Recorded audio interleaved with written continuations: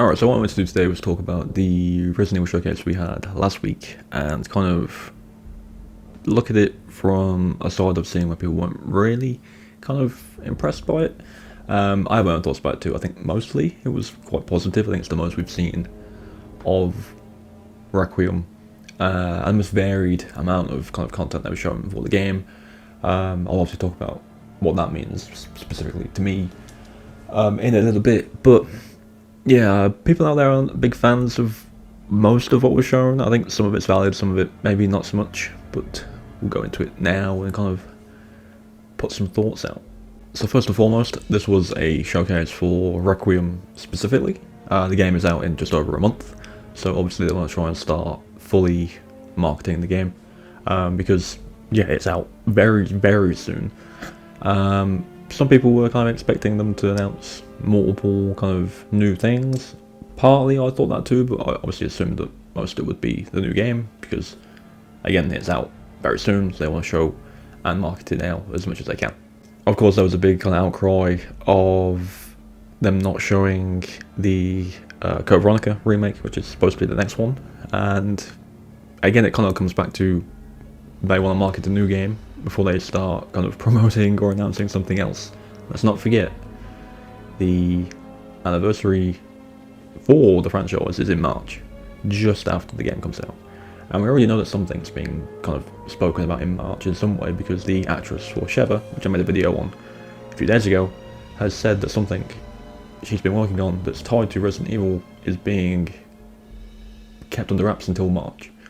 So in some way or another there is going to be announcements for the franchise in March, which is obviously the anniversary of the entire franchise anyway. If they were going to announce any kind of remake or any kind of news that wasn't to do with Requiem, they'll probably do it there.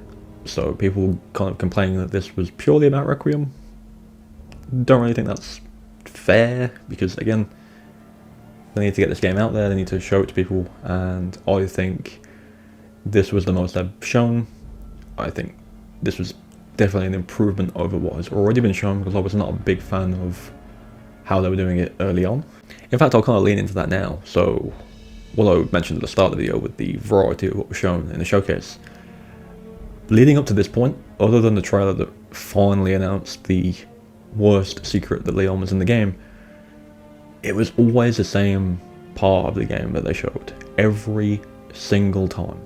Nothing new, nothing that really screamed Resident Evil. It was always like Grace hiding in a corner while the big thing chased her around. It's like, it looked like I was kind of watching a different game.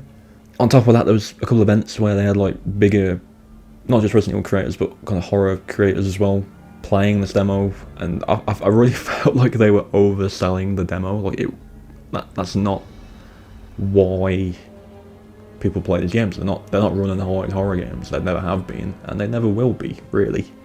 Is there moments in the games where you do that? Obviously there is, especially in the modern ones. They all like to have the pursuer type nowadays, but it's never been the whole thing. So showing strictly that, to me at least, was getting kind of tedious, and I was kind of concerned. But I think this showcase kind of brought it back to what it's supposed to be, because not only did it show Leon and his combat gameplay, but it also showed the combat that Grace would go through as well. So she wasn't just going to be running and hiding, which we already knew that. We already knew that wasn't going to be the case. But, you know, the blend of a Resident Evil 2, Resident Evil 7 style and a Resident Evil 4 style of gameplay is really cool. And I'm looking forward to kind of seeing how that works at launch. Now, I think where a lot of the kind of justified complaints about the showcase kind of sit is the last half of it. It was very much just talking about collaborations and marketing other things that weren't this game. And at the end of the day, I get it. You know, you've partnered with Porsche, the car company, and Hamilton, I believe, was the watch company. You're gonna want to put some kind of ad in there at some point for that stuff, because these are real products you can buy and that exist. So you kind of need to have them play a part in it in some way. Did they need to do that in this game? Probably not. I don't think it's the first time Resident Evil has some big like marketing thing in their game. I certainly know it's not the only time a game has done it. It happens quite a lot. But having half of what was a very brief showcase be just marketing for those as well as other things was quite odd. That being said, I did think the kind of the other stuff that weren't the watch and the car, like the statue, and obviously the physical releases of 7 and 8 for the Switch 2 and the controller for Switch 2, that was cool. That's cool. I do like that. It is good to see the franchise kind of come to Switch properly now, because if you didn't know, on these first Switch, they were available to play on the system, but they were streamed to the system, so they weren't actually games you could get. They were like cloud streamed, and that did cause some issues for some people, because obviously not everyone's internet is crazy good, so it's difficult to play, but now they're a lot more accessible, which is very good. And obviously one last thing I do want to mention is at the end of the kind of the showcase, they did say that there's a lot they want to show, but they're not going to until launch.